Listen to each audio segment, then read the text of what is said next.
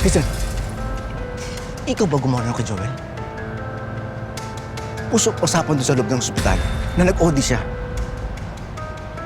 Pinatay mo siya. Akala mo ba gusto ko yung nangyari sa kanya? Ang gusto ko lang naman, palabasin nagdadrag siya. Para kung sakali magsumbong siya kay Felma, isipin nila nag-hallucinate siya. Hindi ko naman akalain na ganun pala kahina ang katawan ng lalaking yun. Isa pa, Jojo, hindi natin siya pwedeng pakawalan. Kapag nagsumbong siya kay Felma, isusumbong tayo sa mga pulis ni Felma. Makukulong tayong dalawa. Gusto mo ba yun? Hazel, wala sa usapan natin na papatay ka. Ako? Ako lang talaga. Tayo. Kasama ka na rito. Ipaghihiganti lang natin si Jessica. Bakit kailangan natin himantong sa ganito? Ano, naduduwag ka na? Ayaw mo na? Hindi na pwede.